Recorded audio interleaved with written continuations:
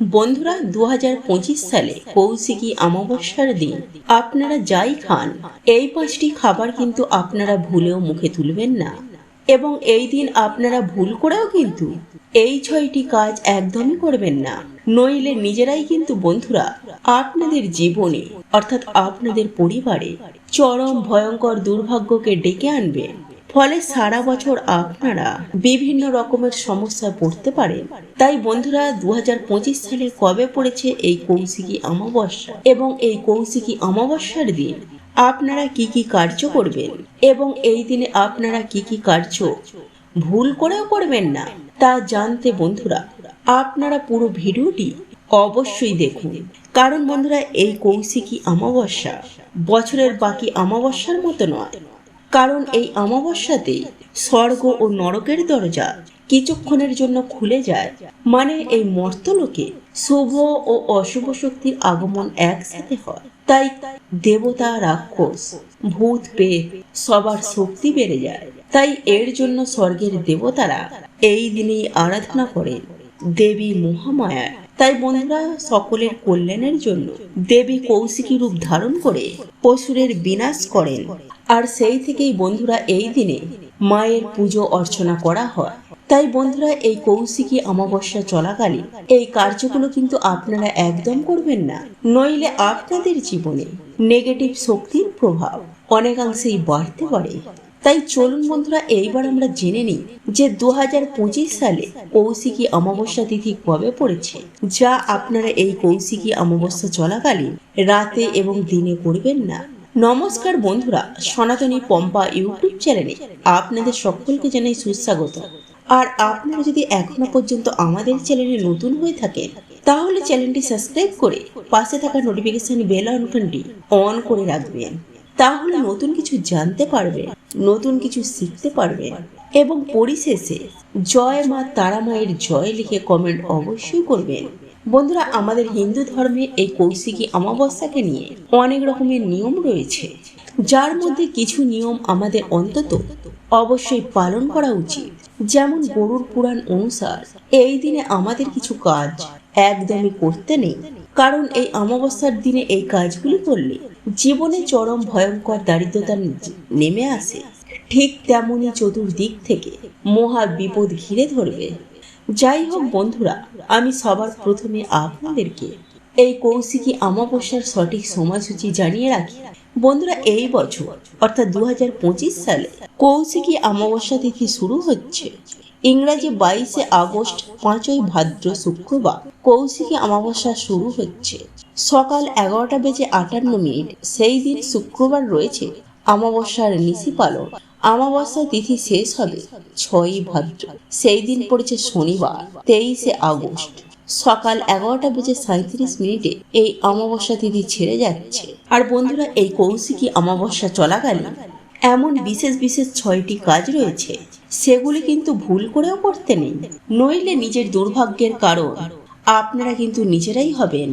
কেননা বন্ধুরা, 99% মানুষ এই ভুল কাজগুলি করার ফলে নিজেদের জীবনে নিজেরাই জ্বালা, যন্ত্রণা, দুঃখ, কষ্ট ও দারিদ্রতাকে ডেকে আনে আসে। হ্যাঁ বন্ধুরা, অক্লান্ত কঠোর পরিশ্রম করার পরেও সেই সকল পরিবার তথা সেই ব্যক্তি সারা জীবন গরিব থেকে যায়।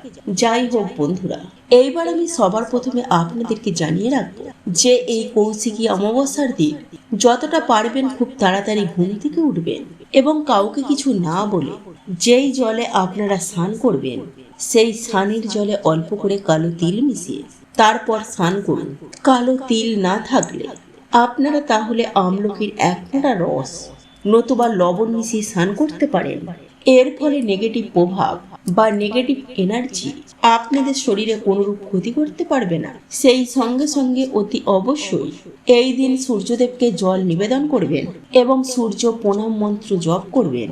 বন্ধুরা, স্বাস্থ্যের বিধি বিধান অনুসারে এমনটাই মনে করা হয় যে এই কৌশিকী অমাবস্যার দিন মায়ের যে কোনো মন্দিরে পুজো দেয়া সেটি অত্যন্ত শুভ বলে মনে করা হয়। তাই বন্ধুরা, অতি অবশ্যই আপনারা আপনাদের বাড়ির আশেপাশে যে কোনো মায়ের মন্দিরে গিয়ে পুজো আরাধনা করে আসবেন। আর আপনাদের পক্ষে যদি একান্তই মন্দিরে গিয়ে পুজো দেওয়া সম্ভব না হয়, তাহলে অতি অবশ্যই নিজের গৃহে ভালো করে মায়ের পুজো আরাধনা করবেন। দেখবেন আপনার পরিবারে বহু দেবদেবীর কৃপা দৃষ্টি অতি অবশ্যই বর্ষিত হবে। তাই বন্ধুরা, এই কৌশিকী অমাবস্যা চলাকালীন আপনাদের গৃহের যাবতীয় নেগেটিভ এনার্জি কাটাতে সন্ধ্যার পরে বাড়ির সদর দরজায় কৌশিকী অমাবস্যার দিন তিলের তেল দিয়ে দুটি প্রদীপ প্রজ্বলিত করবেন। এর ফলে আপনাদের বাস্তুতে কোনরূপ অশুভ শক্তি প্রবেশ করতে পারবে না। সেই সঙ্গে মা তারা ও কামাখ্যা দেবীর আশীর্বাদ আপনার উপরে বর্ষিত থাকবে। এর ফলে আপনার পরিবারে সুখ, শান্তি, সমৃদ্ধি ও স্বাচ্ছন্দ্যের উচ্ছ্বাস ঘটবে। বন্ধুরা, একই সাথে আমি আপনাদেরকে আরো একটি বিষয় জানিয়ে রাখবো, আর তা হলো বন্ধুরা, পূর্ণিমার মতোই এই কৌশিকী অমাবস্যার দিন আপনারা অতি অবশ্যই বাড়ি ঘর দুয়ার ভালো করে পরিষ্কার পরিচ্ছন্ন করে রাখবেন এবং আপনাদের ঘর মোছার জলে সামান্য লবণ মিশিয়ে নেবেন। একই সাথে আরো একটি বিষয় মাথায় রাখবেন যে এই অমাবস্যা চলাকালীন খাওয়া দাওয়ার পরে এঁঠো বাসনপত্র কখনোই জোড়ো করে রাখবেন না। তাই বন্ধুরা, এই বিষয়টি আপনারা অবশ্যই মাথায় রাখবেন। যদি আপনারা এমনটি করে থাকেন তাহলে মা লক্ষ্মী আপনার প্রতি রুষ্ট হবে। বন্ধুরা, এরপর তৃতীয়ত যে বিষয়টি আপনাদেরকে জানিয়ে দেব, বন্ধুরা, এই অমাবস্যার দিন কখনো দূরে কোথাও যাত্রা করবেন না, অর্থাৎ কোনো শুভ কাজে বাইরে কোথাও যাবেন না। কেননা বন্ধুরা, এই অমাবস্যার দিনে বিশেষ করে রাত্রিকালে নেগেটিভ এনার্জির বিচলন ঘটে। হ্যাঁ বন্ধুরা, আপনারা একেবারে ঠিকই শুনছেন। এই নেগেটিভ এনার্জি বা অশুভ শক্তি অমাবস্যার রাতে অত্যন্ত হারে প্রভাব বিস্তার করে। সুতরাং এই নেগেটিভ এনার্জি আমাদের কখনো খুব একটা উপকারে লাগে না। তাই বন্ধুরা, শাস্ত্রে বলছে এই দিন আপনারা যদি বাইরে কোথাও যাত্রা করেন তাহলে কোনরূপ পথ দুর্ঘটনা বা হঠাৎ কোনো বিপদের আশঙ্কা হয় বলে ধারণা শাস্ত্রবিদদের। সুতরাং শাস্ত্র মতে এই দিন খুব জরুরি দরকার ছাড়া এই দিন দূরে কোথাও যাত্রা না করাটাই ভালো। বন্ধুরা, এছাড়াও এই অমাবস্যা তিথি চলাকালীন কোনো শুভ কাজের সূচনা এই দিন ভুল করেও করা উচিত নয়। এছাড়াও বন্ধুরা, এই অমাবস্যার রাতে ভুলেও কোনো নির্জন স্থানে কিংবা শ্মশানে একা যাবেন না। কেননা বন্ধুরা, মনে করা হয় এই সবের অন্যথা করলে ওই সময়ে নেগেটিভ এনার্জির খারাপ প্রভাব পড়তে পারে আপনার ওপর। বন্ধুরা, এরপর চতুর্থ যে কাজটির কথা বলবো তা হলো, বন্ধুরা, এই কৌশিকী অমাবস্যা চলাকালীন আপনারা কিন্তু একটি বিষয় মাথায় রাখবেন যে আপনারা কখনো ভুল করে চুল, নখ, দাড়ি কাটবেন না।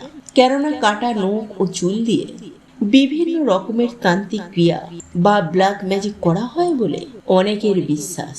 তাই বন্ধুরা, শাস্ত্র মতে অমাবস্যার দিন চুল, নখ কাটা সম্পূর্ণরূপে নিষেধ করা হয়েছে। বন্ধুরা, এরপর পঞ্চম যে বিষয়টির কথা বলবো তা হলো বন্ধুরা, হিন্দু শাস্ত্র অনুযায়ী এই অমাবস্যার রাতে স্বামী স্ত্রীর মধ্যে শারীরিক সম্পর্ক ভুল করেও স্থাপন করবেন না। কারণ বন্ধুরা, এই অমাবস্যা চলাকালীন সময়ে গর্ভ ধারণ করা অত্যন্ত অশুভ বলে শাস্ত্রে বর্ণিত করা হয়েছে।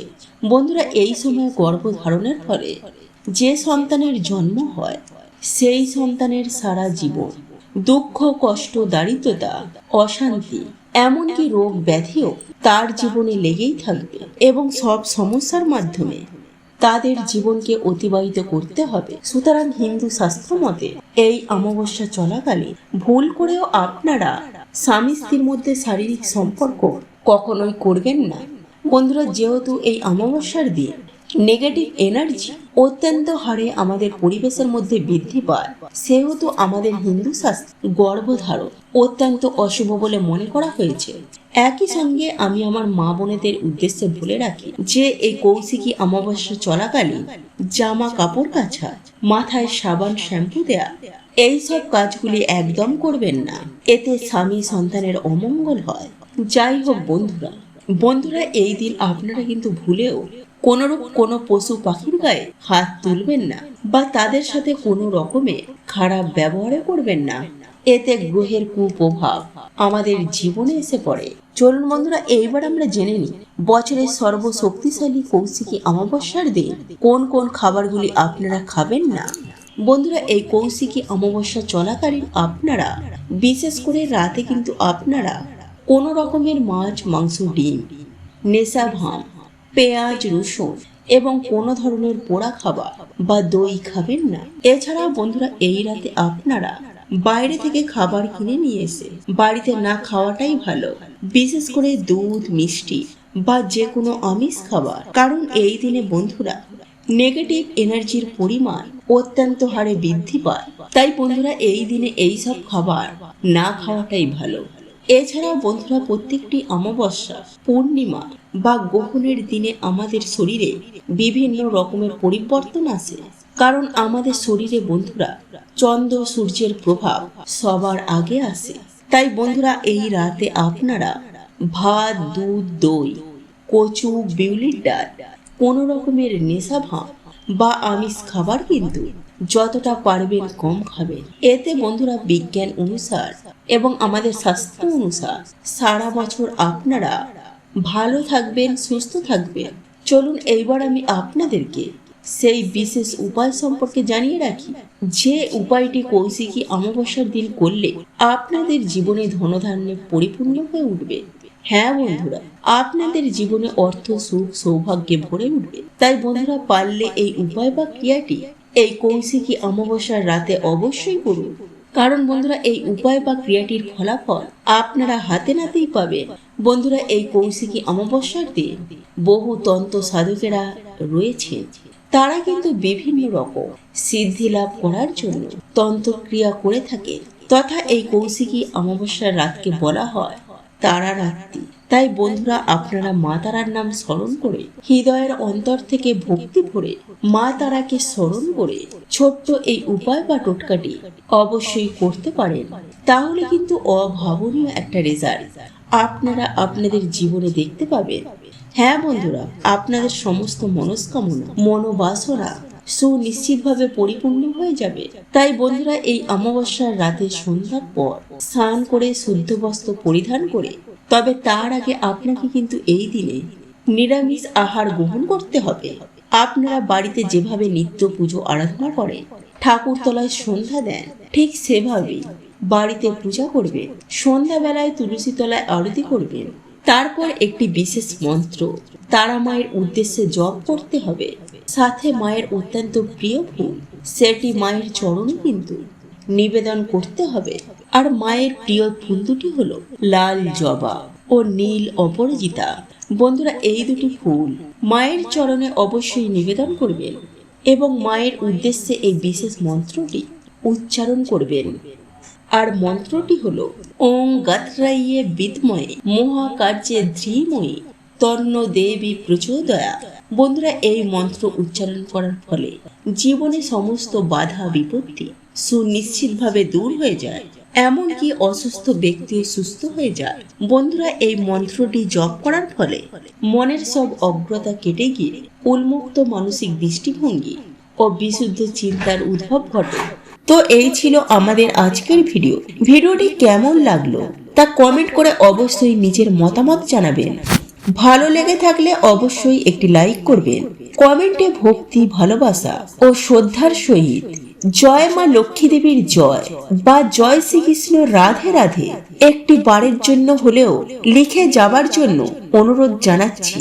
আর আপনি যদি আমাদের চ্যানেলে নতুন দর্শক হয়ে থাকে তো বিশেষভাবে অনুরোধ করব চ্যানেলটি অবশ্যই সাবস্ক্রাইব করে পাশে থাকা নোটিফিকেশন বেল আইকনটি অন করে রাখবেন। তাহলে সকলে সুস্থ থাকুন, ভালো থাকুন পরম করুণাময় ঈশ্বরের অশেষ কৃপায়। তো আবারও কথা হবে আপনাদের সাথে নতুন কোনো ভিডিওর বিষয় নিয়ে।